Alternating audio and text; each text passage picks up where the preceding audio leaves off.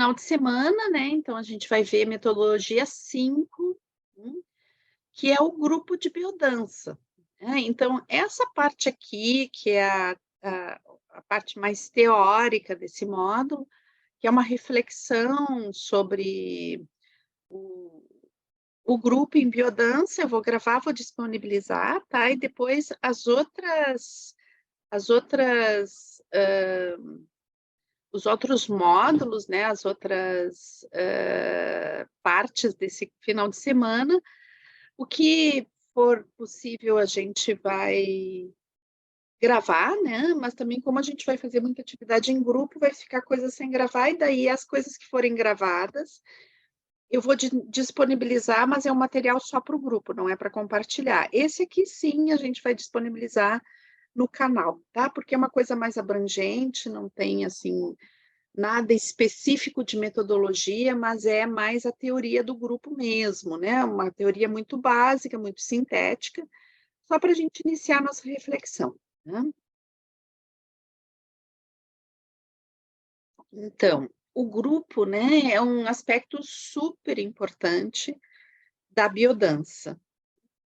Por que que ele é importante? Porque a biodança é um sistema, é uma metodologia que trabalha com grupos, né. O grupo é essencial, porque a relação com o outro é essencial dentro da biodança, né.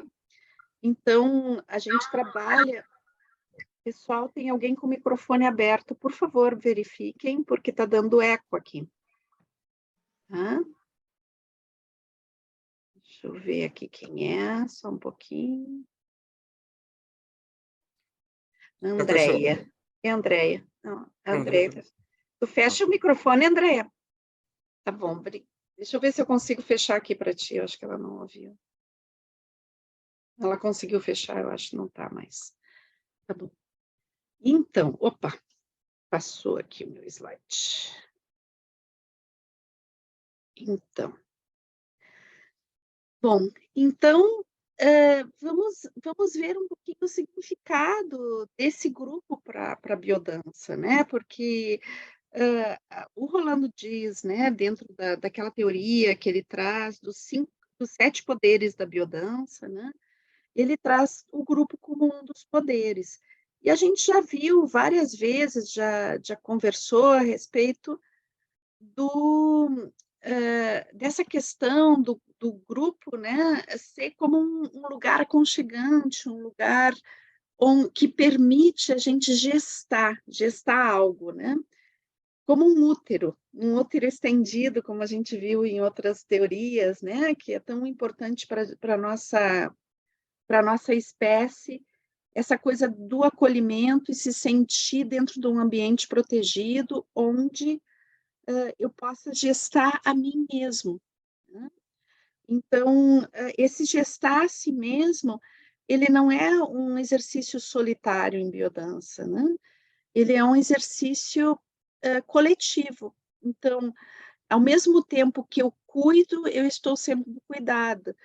Quando a gente faz uma roda de mecimento, né, uma roda de embalo, a gente vivencia isso, né, quando a gente faz aquele círculo que tem um formato de útero, né, é um formato uterino, esse círculo abraçados, e ao mesmo tempo ali eu estou compondo esse útero, mas eu estou dentro desse útero sendo nutrido, né. E o próprio grupo gera um embalo que é nutridor para todos.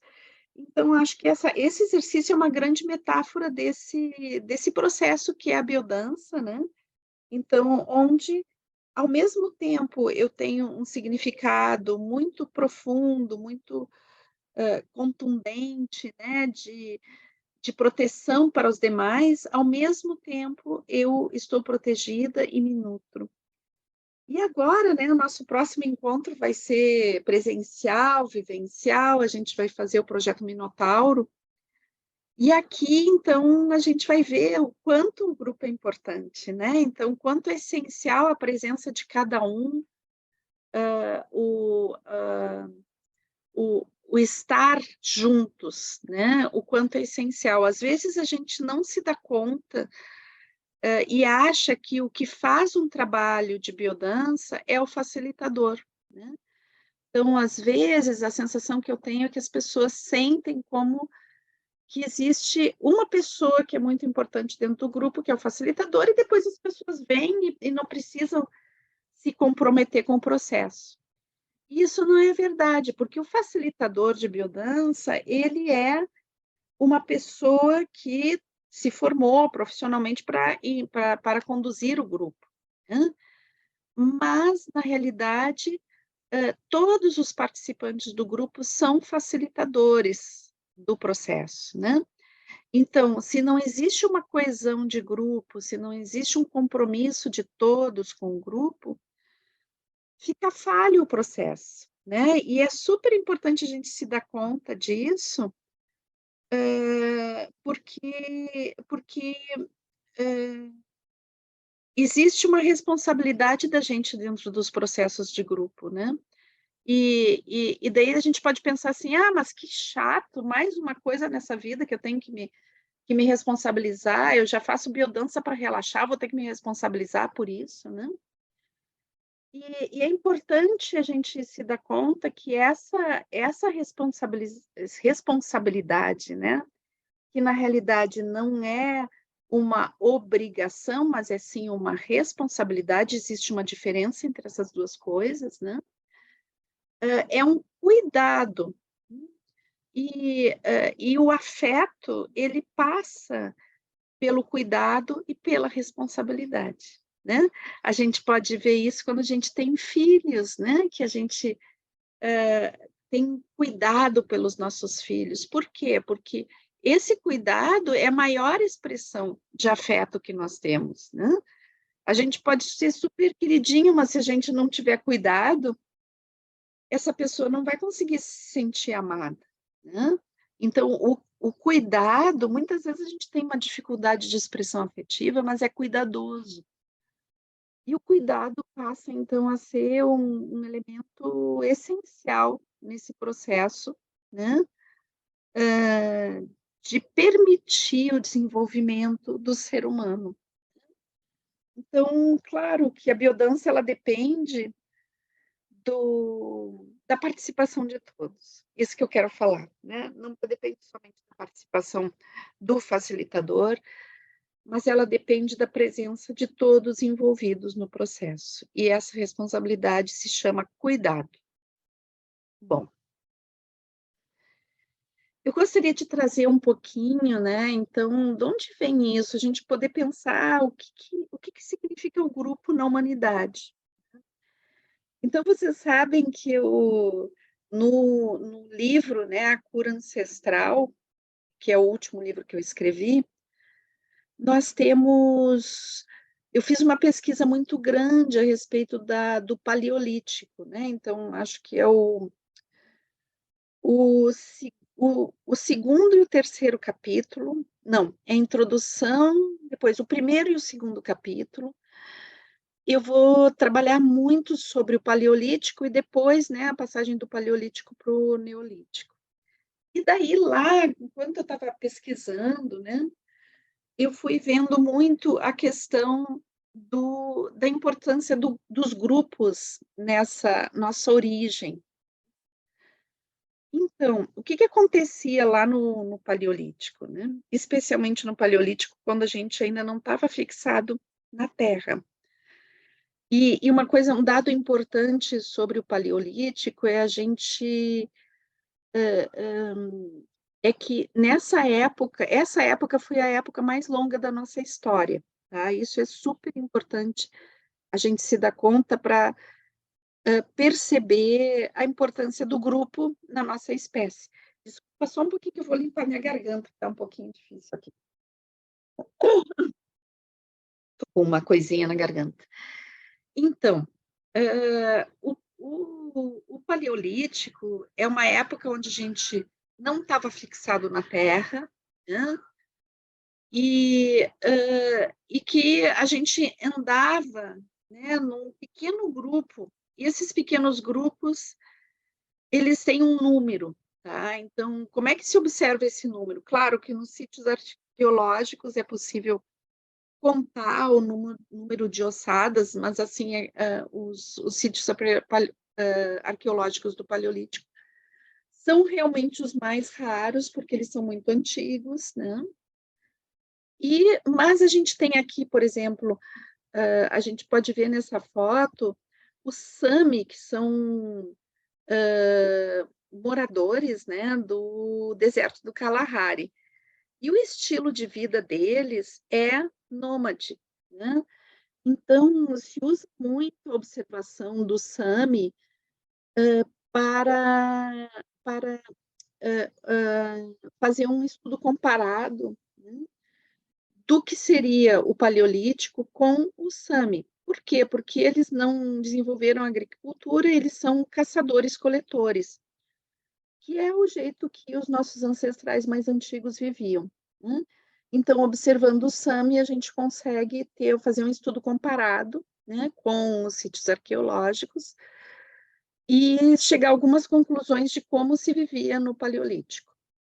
E daí, então, observando o Sami e estudando os sítios arqueológicos, se deu conta, né, os pesquisadores se deram conta de que os grupos paleolíticos ou grupos de caçadores-coletores, né, que é o estilo de vida original nosso,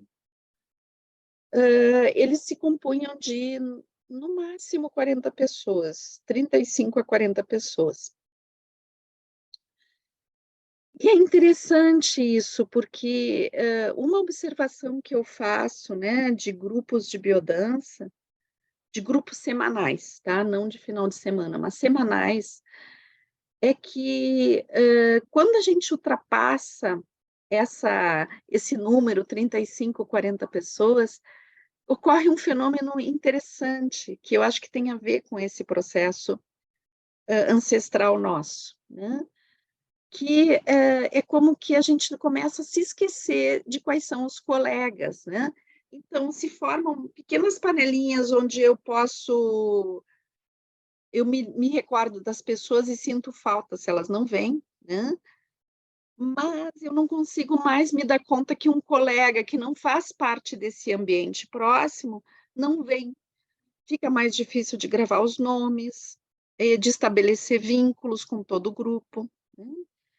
Então, eu cheguei à conclusão que, na realidade, isso tem muito a ver com a nossa origem ancestral, né? Esses grupos que originalmente, durante milhares, milhões de anos, né, vagaram pelo planeta e colonizaram todo o planeta antes da invenção da roda, né? A gente já estava em todo o planeta caminhando, né, indo geração em geração, buscando novas terras, novos lugares de caça e de coleta. Então, esses grupos, né, eles tinham uma estrutura, né, que permitia que o grupo se protegesse, se acolhesse, se nutrisse simultaneamente. Então, a sensação que eu tenho, claro, isso é uma hipótese, né? Uma hipótese baseada na minha experiência de facilitadora e também nesse estudo que eu fiz a respeito do Paleolítico, né? Eu acredito que biologicamente a gente esteja preparado, melhor preparado para lidar em termos de comunitários, né?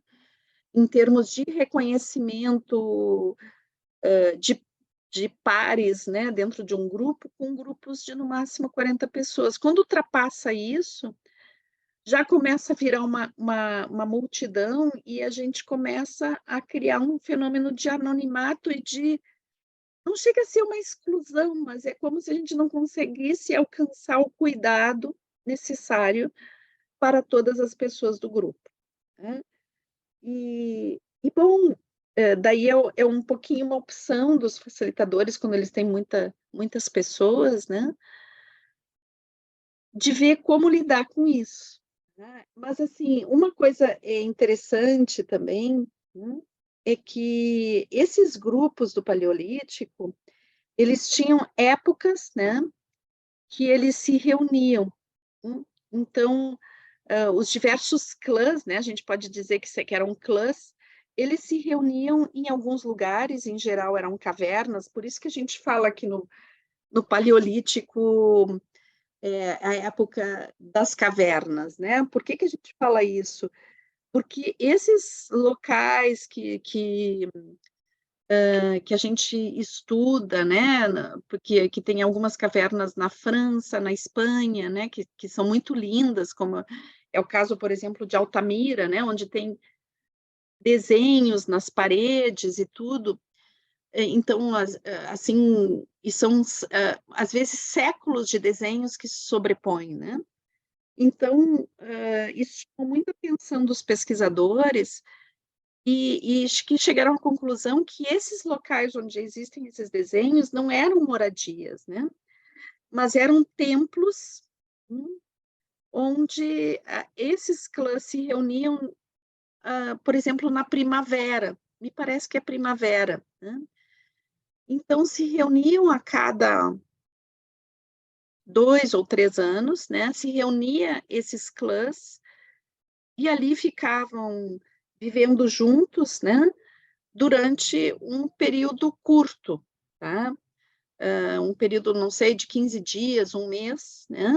Eles se reuniam e viviam ali ao redor das cavernas e faziam rituais, né? Dentro dessas cavernas. Rituais onde existia muita dança, muita celebração, utilização de substâncias que alteram o estado de consciência, né? E qual era a característica dessas reuniões, né? O porquê que nesse período, justamente, se reuniam? No caso do norte da Espanha, o norte que é a Cantábria, né? E o norte da França, era a época que tinha muito esse caramujinho, né? Era uma época que tinha uma abundância de caramujos que eram usados para alimentação.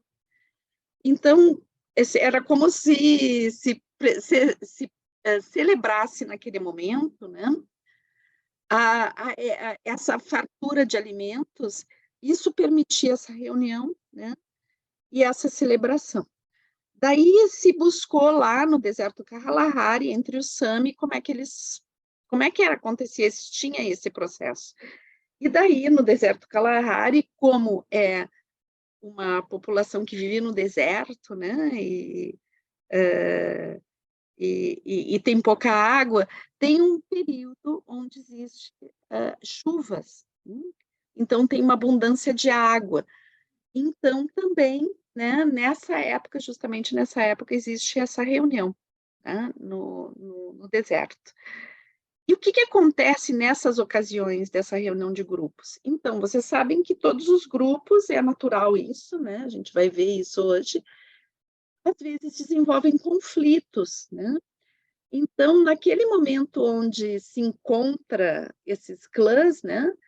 É o momento de uma pessoa que está muito incomodada com o seu grupo trocar de grupo, né? Ir para outro grupo. Também é a época de namorar, né? De encontrar os parceiros em outros clãs, né? É a época de contar histórias, de fazer trocas de coisas que foram inventadas, criadas, né? Uma troca de conhecimentos. Então, esse momento dessa grande reunião, né? É um momento que também, uma outra coisa que acontece, é que o ambiente onde eles vivem, né, que são caçadores-coletores, eles têm um tempo para se exaurir, né? Então, por isso que é usado fazer esses encontros, né, durante uma época de fartura. Por quê? Porque o impacto ambiental de grupos humanos muito grandes é muito forte. Então, no caso do caçador-coletor, que ele não vai plantar o seu alimento, né? Isso é uma coisa que vai mudar com o surgimento da agricultura. Então, ele vai ficar, eles vão ficar juntos o tempo que aquele ambiente onde eles estão suporta, né? E depois eles vão se separar novamente, cada um vai para uma região diferente, né? E daí a gente entende também uma das coisas que determina que os grupos não sejam maiores de 40 pessoas para essa população caçadora-coletora, porque o impacto ambiental que é causado, né, seria muito grande e isso não permitiria a sobrevivência do grupo. Ou a região seria exaurida muito rapidamente, o que obrigaria o fenômeno do nomadismo ser mais rápido, né? E daí também explica por que essas reuniões não eram feitas todos os anos, eram feitas de 2 em 2 anos, 3 em 3 anos. Por quê? Para dar tempo, né, desses ambientes ao redor das cavernas se regenerarem do impacto que aquele evento, né, causou. É claro que isso depois vai mudar com o surgimento da agricultura e fixação na terra, né? Mas por que é tão importante essa conversa que a gente está tendo sobre essa origem? Porque possivelmente, em nível biológico, a gente ainda funcione, né, em muito. Claro que a história nos fez mudar muitas coisas, né, mas nós somos, como organismo, seres ainda em adaptação dessa condição primeira de nômades, né? A nossa origem é nômade, então o nosso funcionamento é todo dentro dessa estrutura, nosso funcionamento biológico e psíquico, né? Então, esses resquícios ancestrais, eles não são tão antigos assim, né? Então, a gente pode dizer assim que da origem da agricultura, a gente tem no máximo 10.000 anos lá das primeiras sementinhas, né? Sendo plantadas e toda a modificação que nos faz entrar no período que a gente chama de neolítico, né? Depois a idade dos metais e finalmente a civilização, né? Então, esses 10.000 anos de história que nos afastam da condição de nômades, né? Em realidade, comparado com os milhões de anos que a gente passou caminhando pelo planeta, não são nada. A gente ainda está em uma adaptação muito forte, né? E quanto mais a gente vai, né, devido à nossa era tecnológica, a gente vai progredindo tecnologicamente muito rapidamente, e isso vai impactando no nosso estilo de vida, mais esse caçador-coletor vai ficando desnorteado, né? É claro que a civilização nos deu muita tecnologia e longevidade, né, e modificou profundamente os nossos hábitos, tornando sedentários, né? Mas muitas vezes as nossas dificuldades, né, com a gente mesmo, na relação humana, vem de uma falta ancestral, né, alguma coisa que nos falta que a gente não sabe explicar. E que nos impacta em nível também de saúde, corporal, né, mas vai nos impactar muito em nível de, saúde mental, de comportamento, né, porque a gente vai mudando o estilo de vida, para um estilo de vida muito individualista, né, ao longo da história, a gente foi construindo isso. E nesse momento histórico a gente tem um ápice, né, dessa questão individualista, de não conseguir fazer as coesões de grupo, etc. Isso ser estranho, é como uma habilidade que não foi desenvolvida, né, mas que fica ali latente, mostrando as suas necessidades, né? Então, por isso que a gente fez esse retorno histórico para poder entender algumas coisas desse processo. Então, daí a gente vai, né, como eu estava falando, para esse momento histórico nosso, né, onde o que houve, né, a partir do neolítico, da fixação na terra, né, da agricultura, primeiro em pequena escala, depois em grande escala, a gente vai criando as cidades, né? As cidades são um grupo. só que são um grupo cada vez maior. E daí, o que que acontece? Quanto maior são os grupos, né, maior é a nossa dificuldade de reconhecer o outro, né. Então, hoje em dia, a gente pode dizer que a gente tem grupos imensos, né, grupos de milhares e milhares de pessoas, né. E isso cria, dentro das grandes cidades, um sistema de anonimato, onde as pessoas já não se reconhecem mais. E daí, o que que acontece no anonimato, né, e na superpopulação? Existem muitos estudos sobre isso. Só um pouquinho, pessoal, que eu vou fechar a janela aqui, que tenha um caminhão de gás aqui abastecendo e está fazendo muito barulho. Só um pouquinho.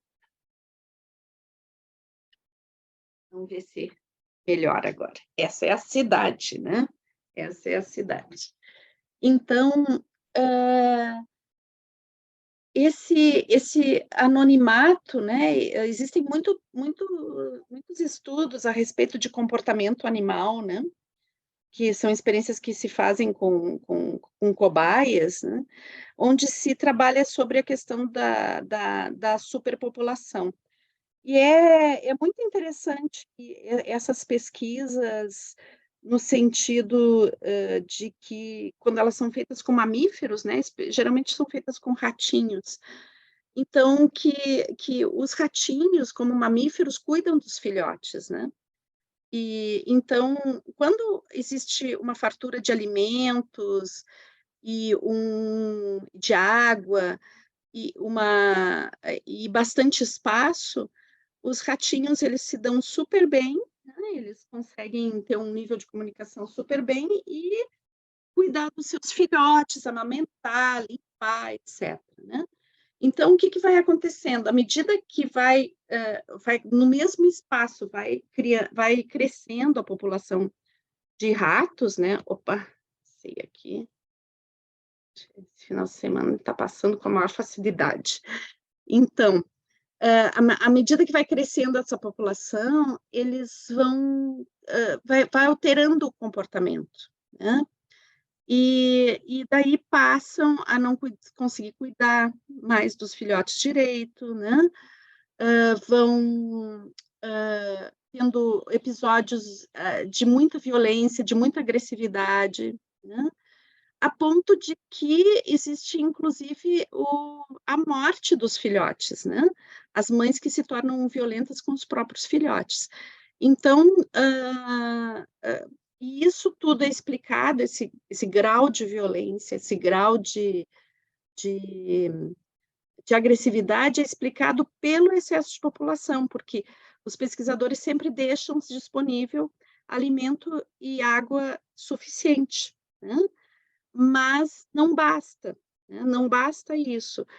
A carência de espaço, né, e a multidão faz um desvio, né, um desvio de comportamento. E é interessante perceber isso, porque são mamíferos, né, são ratinhos, um sistema nervoso bem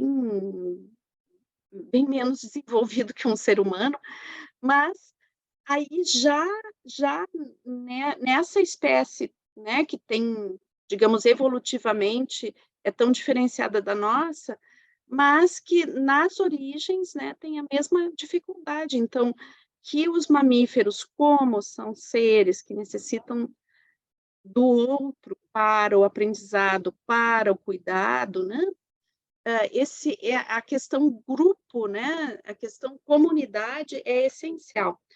No caso humano, como a gente já viu em outras maratonas, né, em outros encontros, a gente já viu, vocês, né, se tiverem dificuldade de se lembrar desse conteúdo, na nossa playlist tem vários momentos onde a gente falou sobre isso, né, na maratona de afetividade, na de psicologia, né, dessa questão biologia também acho que a gente falou sobre isso, essa questão de que, o a maturação do sistema nervoso humano é muito longa, né, a gente tem aí 7 anos até, se realmente estar preparado para a vida, né, então a gente depende muito, da comunidade, especial dos pais, né?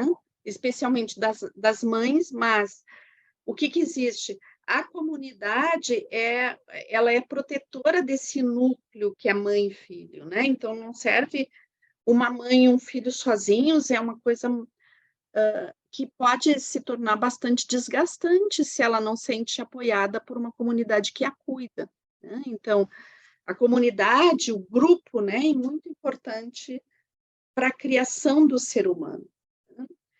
Então,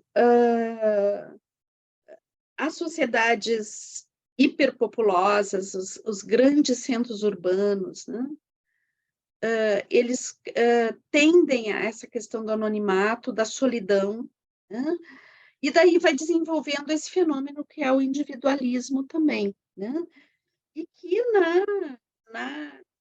nos últimos séculos, né, o individualismo ele vai se tornando um estilo de vida, né, que está ligado ao consumo também e à manipulação de massa, né? Então, inicialmente, a gente pode pensar que o que é o indivíduo, né? Dentro das ciências sociais, essa figura do indivíduo, né? Então, os primeiros sociólogos, eles pensaram em termos de dividir a população em grupos, né? Então, foram criando subgrupos até o último elemento de divisão, que é o indivisível, que é o indivíduo, né? Então, o indivíduo, originalmente, essa palavra indivíduo, ela vem simplesmente dessa percepção de que o indivíduo é a última unidade, né, indivisível da sociedade, né? Se a gente dividir o indivíduo, ele desaparece, então seria a última unidade, né, dos fenômenos sociais. Mas o que houve dentro do capitalismo, da sociedade de consumo, né? A gente vai ver surgir o indivíduo como um elemento, né, dentro dessa sociedade que é anônima, que ela perde a capacidade de vínculo, que ela perde a capacidade de empatia, né, porque o anonimato ele vai criando uma dificuldade muito forte de empatia. Então, não é que as pessoas sejam todas doentes, tenham psicopatias e por isso elas não conseguem se identificar e não conseguem ter empatia pelo sofrimento alheio, né? É que vai tendo uma pressão, né, tão forte em nível de anonimato e uma superpopulação tão incrivelmente alta para os padrões biológicos que eu paro simplesmente de me vincular, né? Então, uma consequência, né, da multidão, essa dificuldade de se vincular empaticamente. Agora, imediatamente, né, se cria uma necessidade de pertencer, porque essa necessidade de pertencer, ela é muito forte, né?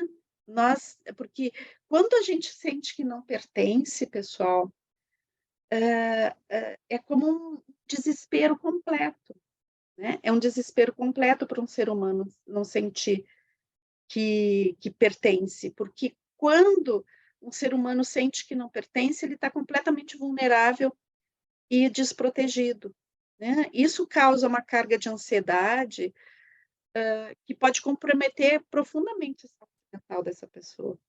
Então, dentro de uma sociedade de anonimato, né, hiperpopulosa, onde a gente não consegue se reconhecer, as pessoas se desesperam por pertencer, né, e fazem qualquer coisa para pertencer. Então, daí a gente começa a conhecer os fenômenos de massa, né, que são fenômenos um pouco de boiada, né, onde as pessoas, não sei se vão se ligar a um partido político, a um time de esportivo, a um determinado tipo de grupo, né, onde elas se sentem acolhidas e seguras. E daí, em nível de comportamento, elas vão se adequar completamente às exigências daquele grupo. Elas vão fazer exatamente o que é necessário, né, para pertencer àquele grupo. E quando esse fenômeno é muito potente, esses grupos podem se tornar extremamente cruéis também com aquelas pessoas que não se adaptam, né? Então, a gente pode ver hoje a nossa sociedade muito construída sobre esse fenômeno, né? E, e, é, e nisso tudo, então, a gente tem também o individualismo, né, que é cultivado dentro da questão dessa sociedade do anonimato, né, onde eu tenho que reafirmar a minha existência o tempo todo para não ser engolido completamente. Eu quero pertencer e eu sou, na realidade, engolido, mas eu preciso ser visível, né? A questão de ser visível é muito importante para o ser humano, né? Eu preciso que as pessoas me reconheçam, me vejam, né? Então, o que acontece? Existe toda uma manipulação, né, do consumo com base nisso, né? Então, a moda, os padrões de comportamento, o que eu compro, o que eu vou consumir, né? Para sempre estar atualizado frente ao meu status social, para eu sempre ser reconhecido. Então, eu estou baseando bastante isso que eu estou falando no Bauman, né? O Zygmunt Bauman, que ele vai falar muito dessa sociedade que ela é líquida, né? Que ela não tem essa identidade, né? Identidade que não se fixa em nada, né? Então, uma sociedade é uma identidade que ela está sempre flutuando, né? Sempre flutuando e sempre com uma luta muito profunda para não desaparecer, né? Então, o pânico é desaparecer na multidão, o pânico é não ser mais reconhecido, e o pânico também é ser escorraçado, né? Então, o que acontece na sociedade de consumo? Tudo tudo que é criado na sociedade de consumo tem um tempo de validade, tá? Então, por que tem um tempo de validade? Por que a gente não compra um carro super bem, super bem estruturado e permanece 30, 40 anos com aquele carro, porque ele dá conta de trabalhar 30, 40 anos? Porque isso não é bom para a sociedade de consumo, né? É importante que o valor que eu dê a um carro, ou um eletrodoméstico, ou uma roupa que eu visto, que aquele valor não seja durabilidade. A durabilidade não é um valor dentro da sociedade de consumo, né? Então, esse carro, esse objeto, ele tem que não servir mais, né? E esse não servir mais, muitas vezes, esses objetos, eles ainda poderiam ser utilizados, mas eles perdem o valor de significado, né? Então, eles passam a ser inúteis em nível de comprovação da minha própria identidade, né? Então, eu tenho que comprar mais para me manter atualizado. E quando as próprias indústrias já não fazem coisas para que elas estraguem rapidamente, que também isso a gente sabe muito bem que acontece o tempo todo, né? Mas o que o Bauman diz? Que isso, né, essa perda de validade programada, né, ela é também algo que a gente projeta de uma forma tão potente que a gente fica o tempo todo tentando se atualizar para também não ir para o lugar, né, de que tudo na sociedade de consumo vai, que é para o lixo, né? Então, é tão cruel a forma de organização da nossa sociedade, né, da sociedade de consumo, que as pessoas passam têm uma angústia, às vezes elas não sabem por que que elas estão angustiadas. É esse medo constante, né, de perder a validade, de não poder mais ser reconhecido. Então a gente vai fazer esse fenômeno que a gente busca ecologicamente tão talvez não tão profundamente como deveria ser, né, ele é utilizado muito para as pessoas, né, que a reciclagem, eu tenho que me reciclar, eu tenho que me renovar. Eu não posso ser a mesma pessoa sempre, porque senão eu não vou ser mais reconhecido, eu não vou ter mais um lugar nessa sociedade, né. Então, é um sistema muito, muito cruel. E daí a gente, vai ver, né, dentro desse sistema, os trabalhos de grupo que vão surgindo, né, que não é por acaso que muitas vezes os processos terapêuticos, eles são em grupo, né. Então, quando a gente faz um grupo de biodança, e daí eu chamo atenção, né, dessa coisa de poder, sentar em roda e conversar, né. Então, isso, quando a gente se permite se entregar ao processo, né, e sente que ele é bem conduzido e que gera laços, né, entre as pessoas, é como se a gente regressasse às origens, pessoal. Então, finalmente eu estou em casa. Então, os processos terapêuticos, onde a gente tem atendido por uma pessoa, eles são lindos, porque são processos que refazem uma outra história, né, que é a intimidade, que esse processo essa necessidade de ter intimidade com alguém, que alguém nos ouça, né, é super importante.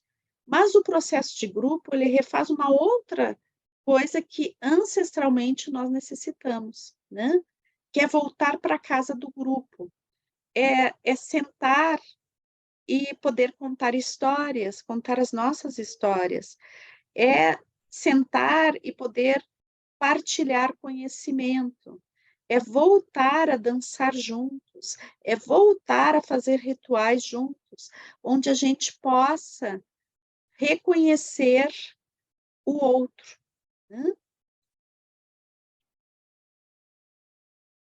Então, eu vou falar do funcionamento ideal desse processo, né, para refazer realmente essa cura ancestral, né, realmente que a gente possa fazer uma cura profunda do nosso ser carente, do nosso ser carente de reconhecimento, do nosso ser carente de útero, de acolhimento, né,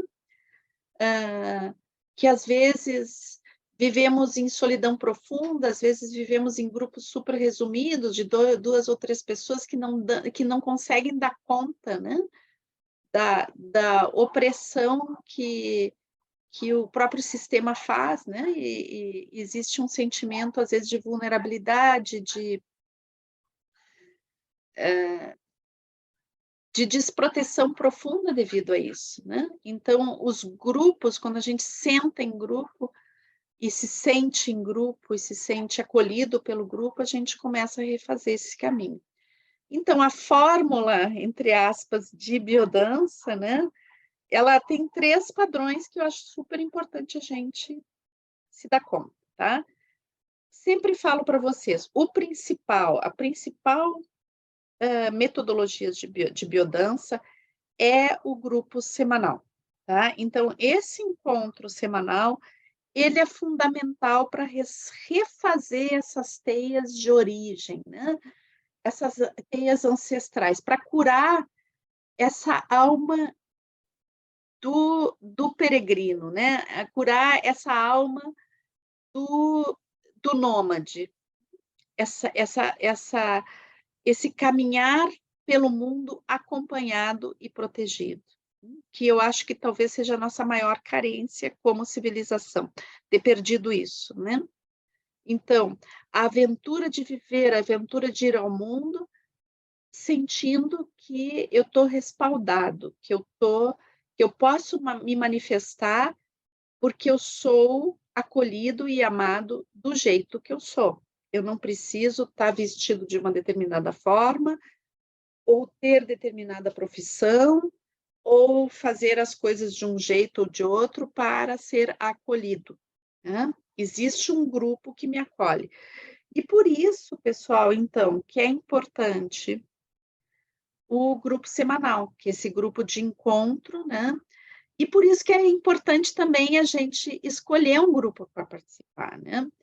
É interessante porque eu encontro que às vezes é difícil para algumas pessoas entender por que elas têm que escolher um grupo para participar, né?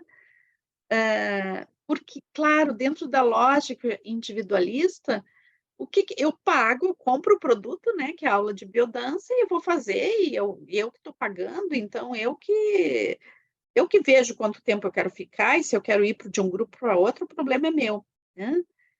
Mas a gente poder se dar conta, né, que esse refazer dessa teia, né, dessa teia casa, dessa casa, desse grupo onde eu tenho um significado especial, isso somente se constrói com constância e presença. Então, quando eu vou para um trabalho onde não se cria esse ambiente permanente, né? E eu não estou dizendo que é fácil de criar isso, né? É um processo, é algo que muitas vezes os facilitadores têm muita dificuldade, porque a gente é quase que eu vou usar essa palavra porque não está me vindo outra, mas não seria adequado, tá? Que é lutar, né? A gente luta contra a corrente, a gente luta contra a questão de que existe uma tendência a dissipar, não se vincular muito forte na nossa sociedade, né? No estilo de vida que é adotado pela nossa cultura.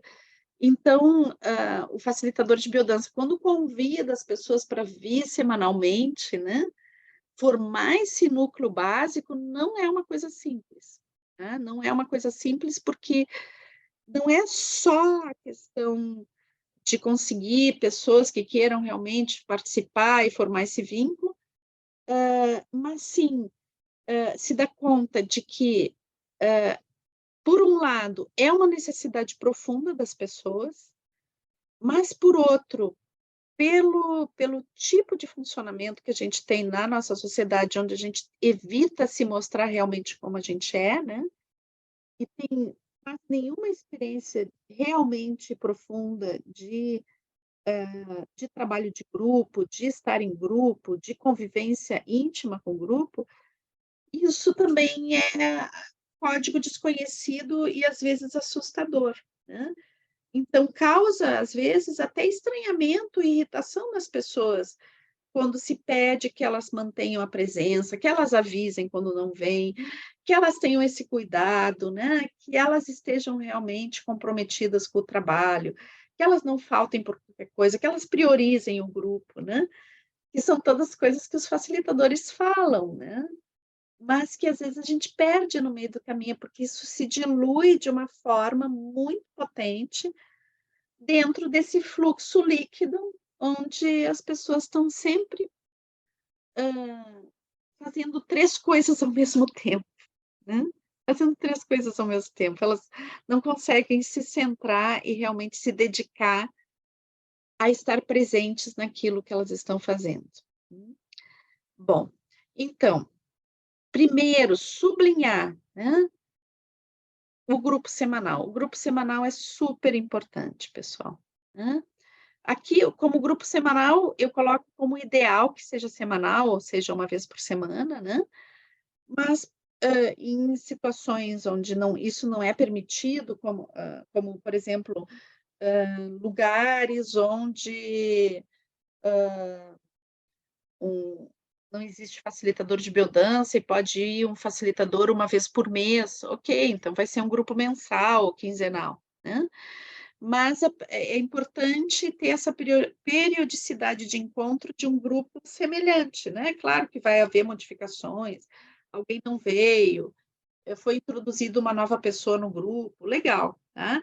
Mas não pode ser um super impacto, né? A cada semana tem 10 pessoas diferentes no grupo, não vai conseguir criar coesão de grupo, tá? Então tem que ter um núcleo que permaneça, que vá fazendo esse processo de identificação e receptividade, e pouco a pouco, a conta-gotas, vai entrando outras pessoas, tá? Então, assim, às vezes acontece, né, de um dia entrar 10 pessoas, 20 pessoas, e daí formar um grupo básico, mas isso não pode acontecer todas as semanas, tá? Senão não vai formar o grupo, não vai conseguir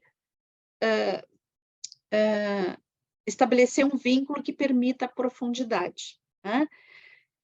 E é desse vínculo que permite a profundidade, proteção, que a gente vai dizer, né, que o grupo é matriz do desenvolvimento em biodança, né? Matriz dessa manifestação da identidade. Porque daí, nessa proteção, é que as pessoas vão conseguir ter a coragem de se mostrar, e se mostrando, elas vão adquirindo maior autoconhecimento. À medida que elas têm o maior autoconhecimento e mais segurança sobre quem são e sobre a sua forma de se colocar no mundo, isso vai extrapolando o espaço do grupo e indo para o seu cotidiano, né? E daí esses potenciais que foram despertados dentro do grupo de biodança começam a se manifestar também fora do grupo, né? E daí também essa experiência do grupo semanal, onde eu sinto esse pertencimento, isso passa a ser uma referência muito importante para o participante do grupo, né?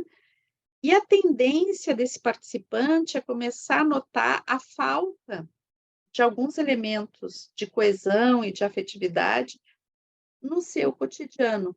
Então, isso faz com que, aos poucos, ele vá propondo uma mudança de estilo de vida no seu cotidiano. E isso vai atingindo pessoas que são do convívio dessa pessoa, né? E vai ajudando essa pessoa a mudar o seu próprio ambiente.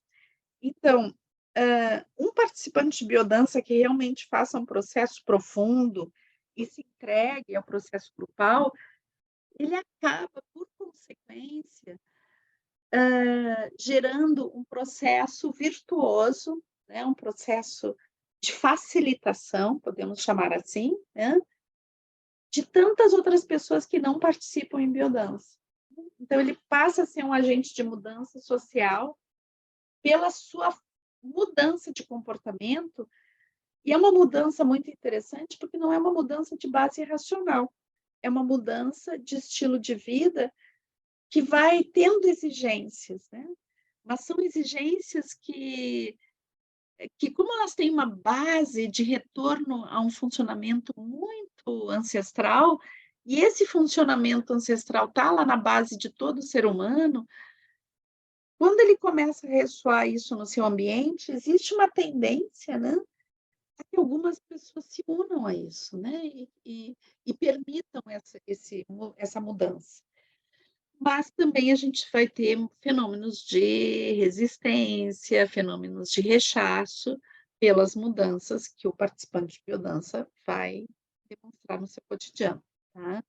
Não é tudo beleza e flores, às vezes tem também coisas que são difíceis e que, bem, fazem parte, né? Porque toda vez que dentro de um sistema um elemento muda, obriga todos os outros a mudar, né? E tem aquelas pessoas que estavam sedentas para uma oportunidade de mudar, mas tem outras pessoas que não querem mudar por nada, né? Então, isso gera um processo de resistência que é natural.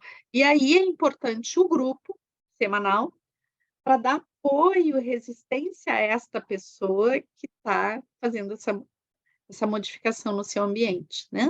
Então, a volta ao grupo semanal, todas as semanas, né? Lá, estar presente, sendo ouvido, celebrando junto, fazendo uma autodescoberta junto, dá o gás, a proteção suficiente para essa pessoa poder fazer o processo no seu mundo externo, né? Externo à sala de biodança. Bom, daí processos complementares que eu acho que podem ajudar muito, né? Então, a gente tem os cursos, né? Os cursos que são momentos onde o facilitador escolhe um tema específico, que pode ser um curso bem profundo de radicalização de linhas de vivência, como vai ser o Projeto Minotauro para a gente, pode ser um curso, um curso como os 4 elementos, ou pode ser uma temática específica dentro das linhas de vivência que o facilitador queira desenvolver num período de tempo curto, como um final de semana, tá? Então, esses cursos, eles são um complemento para o trabalho do grupo semanal.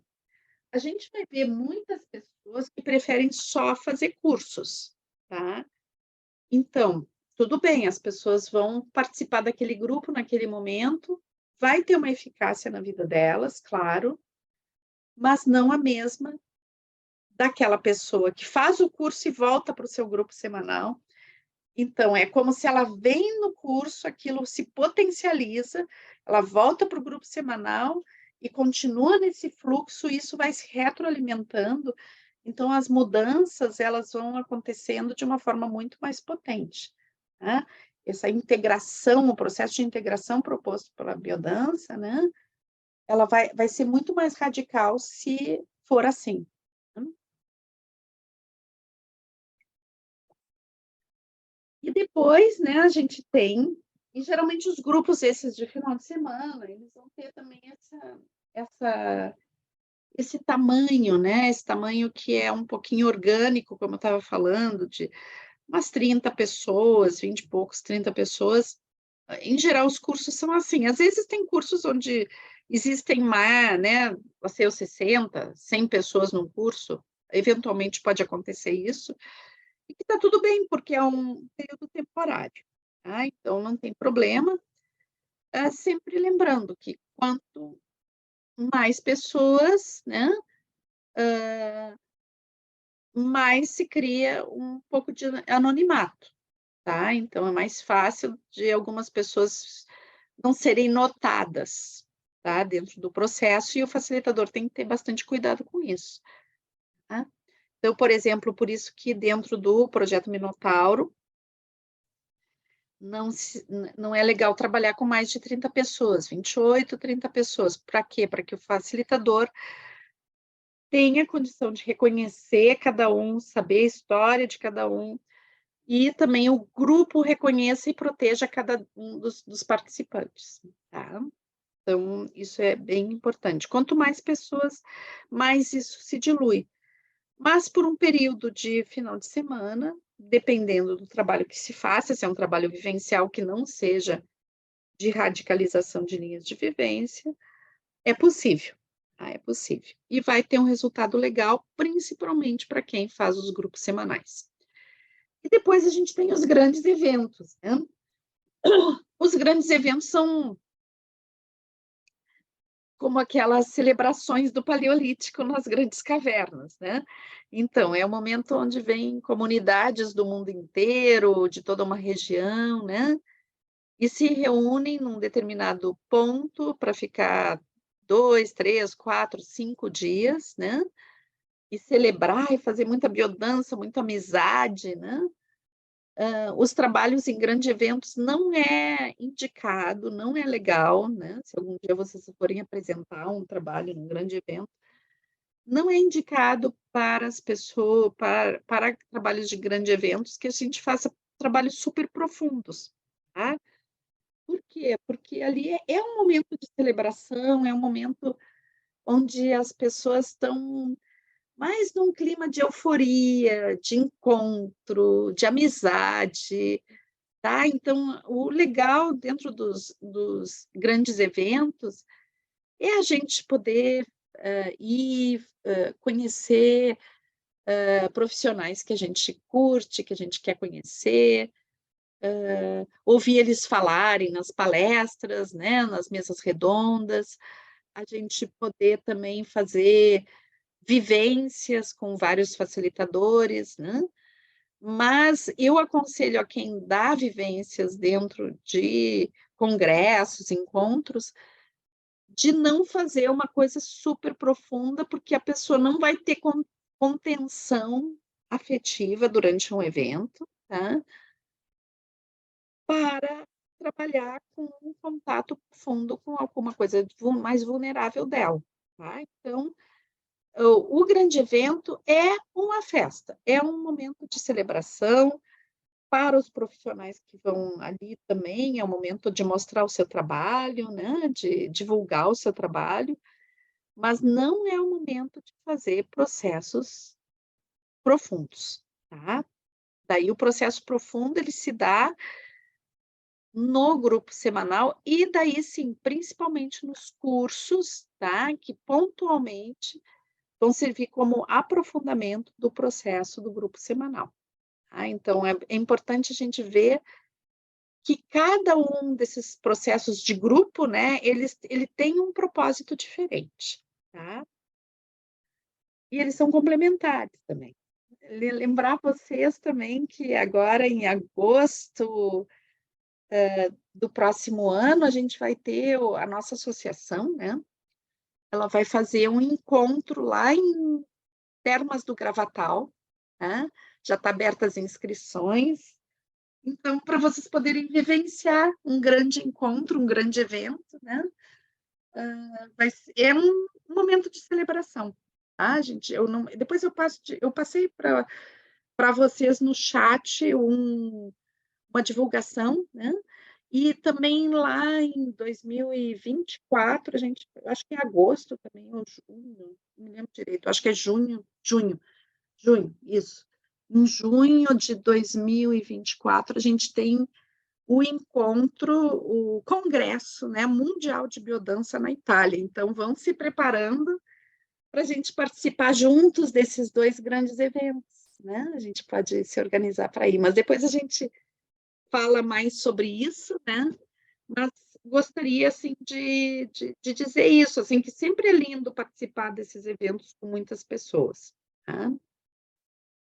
E claro que a gente está vinculado a associações e, e, e federação, né? E esses grandes elementos associativos, eles fazem de tanto em tanto tempo os seus eventos, e é bem legal que a gente possa participar, né? Daí conhecer pessoas de outras escolas, de outros lugares do mundo.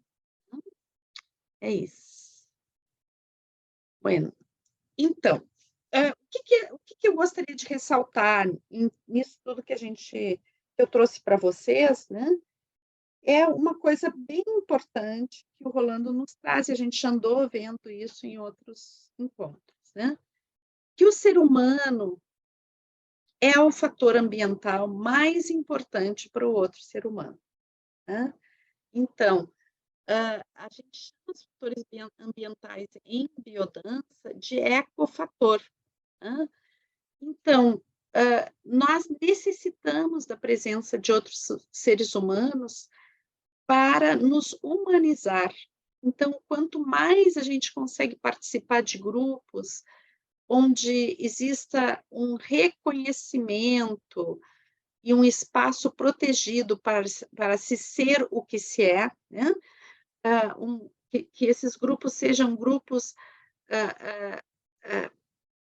que ajudam a desenvolver, né, essa humanidade, mais a gente tem um processo, né, de conhecer a gente mesmo. Então, mas é importante a gente se dar conta também que o fator humano pode ser um fator negativo, né, um ecofator negativo, quando essa presença nos grupos ela é determinada por modulação ideológica de comportamento. Então, daí a gente, assim como o grupo ele é capaz de reforçar a identidade de cada um dos participantes, enaltecendo as características pessoais e ajudando ao processo de integração da identidade, grupos tóxicos eles tendem, né, a desconsiderar a identidade e absorver a identidade dos seus participantes, né, em prol de uma identidade maior, né, que é uma identidade de grupo, que é uma identidade que se nutre da alienação da identidade de cada participante, né? Então, e daí, cada vez mais a pessoa se afasta de si mesma, né? Cada vez mais ela passa a ser e esquecendo profundamente de quem ela é. Então, é muito importante, né, que os grupos sejam lugares de acolhimento, de integração, e que a gente possa facilitar um ambiente protegido, onde as pessoas possam reencontrar a possibilidade de ser reconhecida dentro do grupo. Quando eu falo isso, não significa que a pessoa dentro do grupo ela pode fazer o que ela quiser, na hora que ela quiser, do jeito que ela quiser. Esse princípio é um princípio individualista, né? Então, o grupo tem seus mecanismos de autorregulação que permitem que a gente faça um diálogo, né, nutridor dentro do grupo. Então, o grupo ele tem autorregulação, né, interna, e ele funciona em mecanismos de feedback. Então, a relação entre os participantes ela é modulada não por uma imposição ou por uma doutrina, né, mas sim por relações em feedback que são estimuladas. Então, todas as danças que a gente faz, né, que são danças relacionais, desde a roda, as sincronizações, o caminhar em pares, os exercícios em pares, eles todos estão por um princípio de autorregulação e feedback. E isso é um aprendizado muito importante para todas as relações do grupo, né? Então, existe um processo, né, onde eu vou buscar aprender a me comunicar e estar e me relacionar com as pessoas a partir de um princípio de feedback, onde eu consigo exprimir o que eu sinto, né, e consigo ouvir o que o outro sente, e daí vão surgindo sínteses, né, possibilidades de relação que se constroem nessa dança, né, onde eu ofereço minha forma de ser, o outro oferece a sua forma de ser, o outro oferece a sua forma de ser, e a gente vai naturalmente criando uma síntese de todas essas formas de ser que pulsam, que se relacionam, formando o que a gente chama de uma identidade de grupo. Mas essa identidade de grupo, ela se forma a partir do grupo e não se impõe ao grupo como seria um grupo de caráter ideológico, né? Onde se impõe uma identidade já pré-concebida e para em, em ressonância a uma exigência, a um medo de exclusão, né? E uma necessidade de ser incluído, a pessoa nega a própria identidade para se submeter. Tá? Então, a biodança ela trabalha a partir de uma identidade de grupo que surge de dentro do grupo e é uma identidade própria e que tem essas características da identidade em biodança, né, desde de cada participante até as identidades de grupo, que é essa coisa de que sempre é o mesmo, mas sempre está em modificação, né? Que são as características de uma identidade saudável, né? Ela não é fixa, ela está sempre mudando, né? Sempre fluindo, mas ela permanece estável em alguns aspectos, que isso é que nos faz nos reconhecermos como seres íntegros, né? A gente tem uma história que vai se construindo e fluindo, então aquela Mirtes que era um bebê, ela continua sendo aquele bebê, mas já não é mais aquele bebê, é outra pessoa, né? Então, esses dois aspectos da identidade, eles também vão se construir no grupo.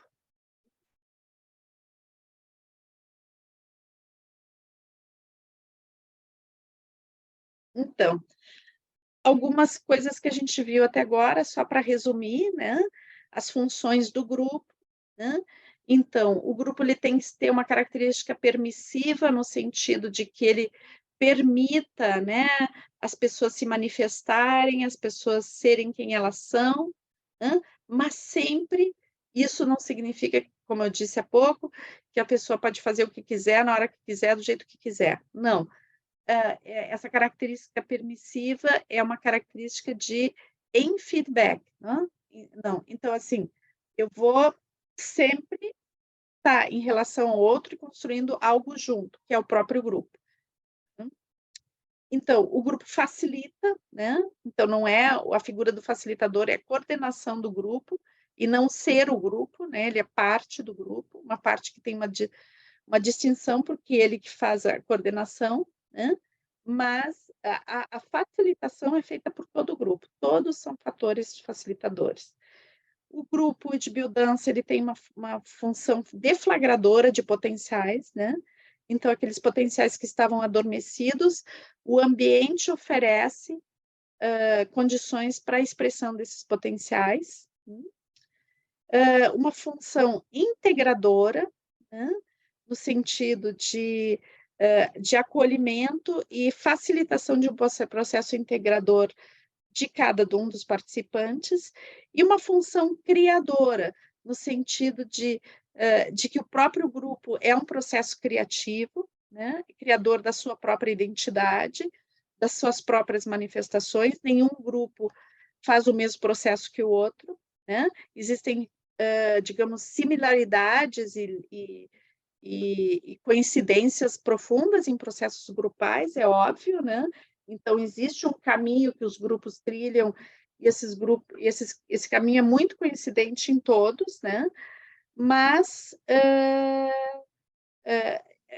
dentro dessa coincidência, cada um tem a sua própria identidade e o seu próprio caminho, no sentido, por exemplo, de que a evolução de um grupo pode se dar por um determinado caminho, em termos de caminho arquetípico ou de tipos de vivência que são oferecidos, e o outro completamente outro, porque tem necessidades diferentes, né? Os grupos, eles têm uma heterogeneidade a qual é importante a gente estar em ressonância. Então, aquele facilitador que ele pega uma classe de biodança, uma estrutura de biodança, e vai oferecendo sempre igual para todos os grupos, às vezes não vai ter ressonância, não vai servir para aquele grupo. Então, a gente precisa perceber que cada grupo, apesar, né, de que existe um processo grupal que ele tem uma tendência a se repetir, né, mas dentro dessas linhas gerais de processo grupal, cada grupo tem o seu caminho. Então, aqui, como eu disse, né, o grupo é uma matriz de renascimento. Então, quando a gente vem a um grupo, a gente encontra um ambiente que é como um útero que nos acolhe e que, em algum momento, nos permite nascer para nós mesmos, né? Então, é um processo muito bonito de vida, morte, vida, na realidade, né? Como diria a Clarissa Pinkola Estes.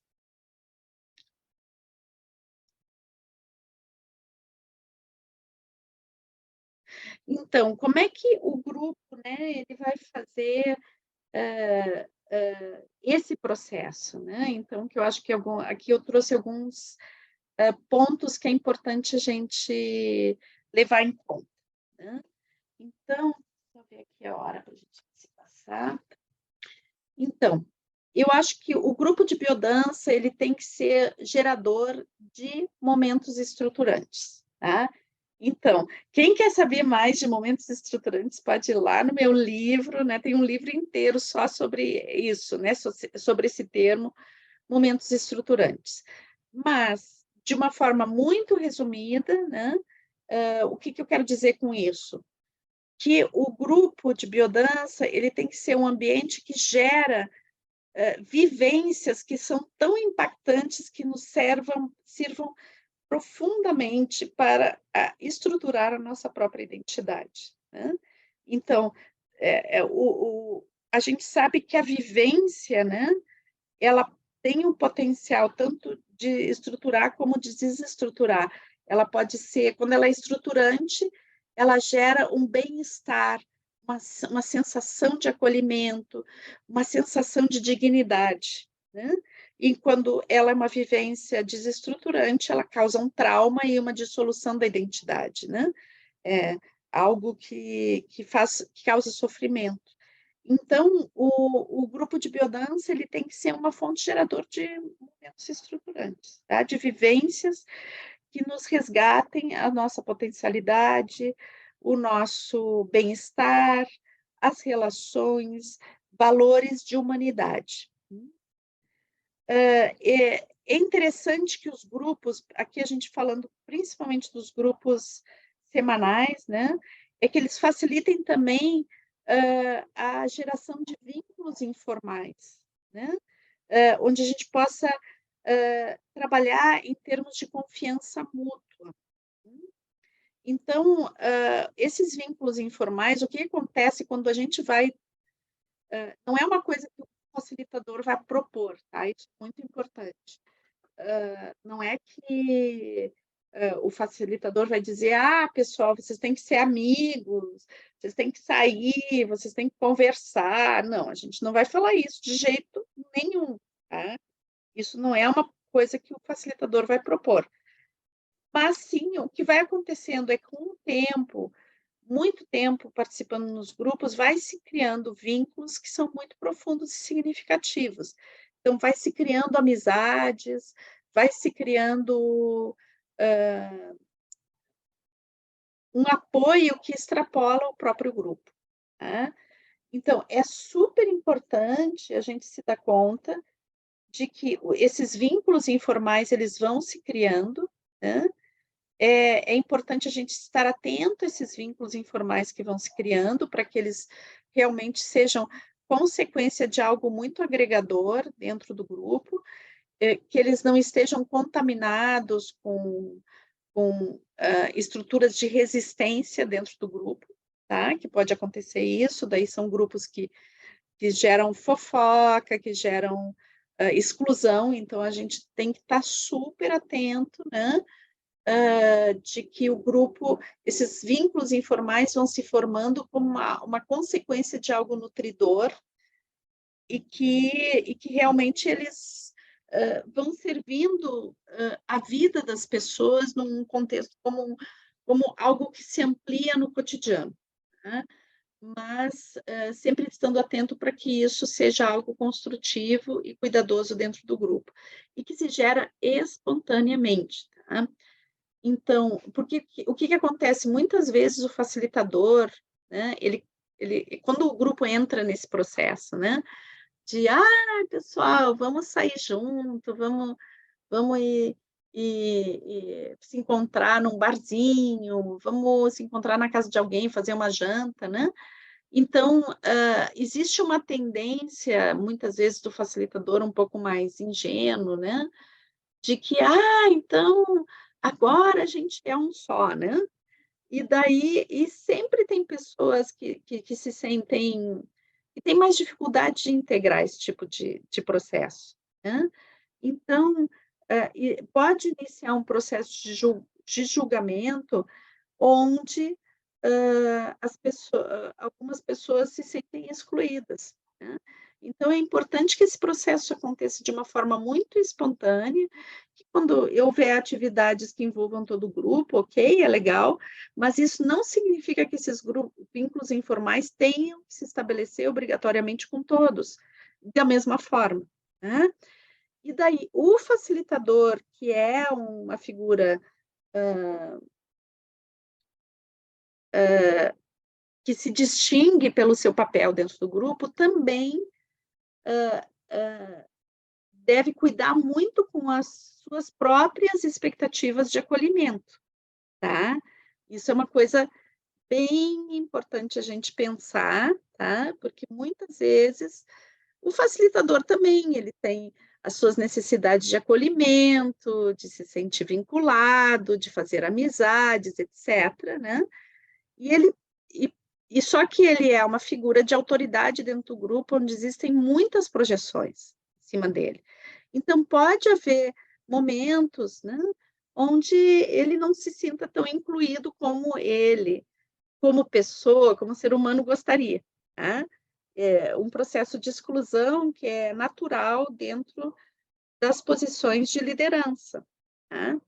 Então, também é importante a gente estar preparado para isso e não desenvolver esse tipo de expectativa, tá? De que, agora eu vou ser amiguinho de todo mundo e todo mundo vai me amar para sempre, tá? Porque não vai ser assim.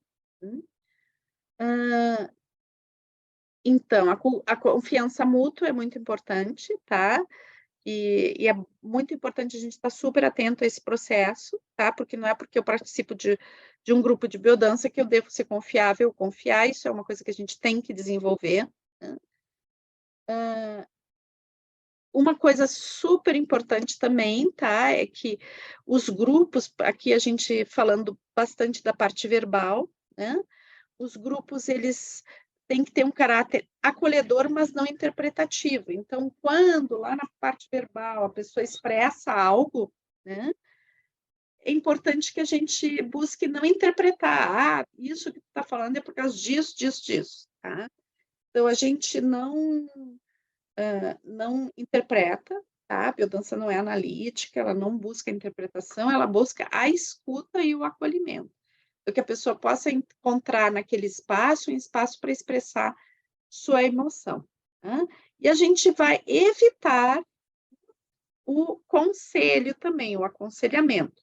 Então, eventualmente, pode-se trazer algo, né, que possa ajudar a pessoa a superar algum tipo de momento difícil, mas com muito cuidado, né? Porque a colocação, se eu fosse tu, eu faria isso, isso, isso, por que que tu não faz isso? A gente não utiliza em biodança. Tá? Então, eu posso dizer, olha, estou entendendo, né, que o que tu está vivendo é isso, eu gostaria de te colocar uma possibilidade para tu pensar, mas assim, quando a gente faz o aconselhamento tem que ser muito delicado e não impositivo, porque não faz parte da nossa metodologia aconselhar, tá? Mas eventualmente serve uma palavra de apoio, né? Então, que a gente poder colocar como palavra de apoio e não como conselho. Tá? A estética antropológica. O que é isso, a estética antropológica, né?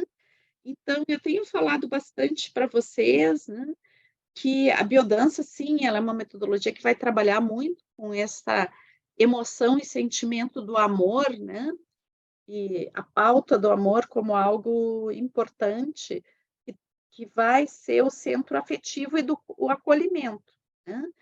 Mas eu sempre tenho colocado para vocês que a palavra amor, né, ela é uma palavra que pode ser utilizada de uma forma para falar muitas coisas, inclusive coisas que são extremamente afastadas da amorosidade, né? Então, o Rolando, ele sempre dizia que a biodança busca uma estética antropológica. O que significa isso, né? Esse reconectar com uma beleza, né? Que não é uma beleza do consumo, é uma beleza plastificada, né? Mas é a beleza do ser, a beleza da presença, né? Então, o poder trazer para vocês de que o centro do nosso trabalho tem que ser a beleza, né? No sentido de estética antropológica, né? Dessa beleza do humano, né? Dessa beleza da manifestação da vida. Então, a biodança ela tem que nos ajudar a reconhecer a beleza e valorizar a beleza. Né? Por quê? Porque dentro da nossa estrutura social a gente valoriza o status social, a gente valoriza a nossa capacidade de produção, o quanto a gente faz, o quanto a gente pensa, o quanto a gente é capaz de superar, né? Mas não a poesia da vida. Então, a biodança está centrada numa manifestação poética da existência, né? E é isso o mais importante a gente resgatar. Né? E daí, para a gente encerrar, eu gostaria de chamar a atenção de vocês sobre alguns elementos que podem ser desagregadores do processo grupal o que é importante a gente estar atento, tá? Porque eles vão acontecer, independente do grupo mais integrado que esteja, isso sempre acontece. Então, a gente tem que estar atento a ir dissolvendo essas tensões e buscando facilitar com que todos esses aspectos vão se diluindo, tá? E não deixar eles se criarem, né? Então, as fofocas, né? Fofoca é uma coisa, às vezes tem uma coisa, ai, vamos fofoquear um pouquinho. Falar da vida alheia, pessoal, nunca faz bem para ninguém, tá? Então, a fofoca tem um livro maravilhoso, antigo, que é do professor Gaiarsa, né? Que ele fala, se chama Tratado Geral sobre a Fofoca, onde ele discorre longamente a respeito do malefício da fofoca, né? E de quanto a fofoca é um mecanismo de controle, né, social.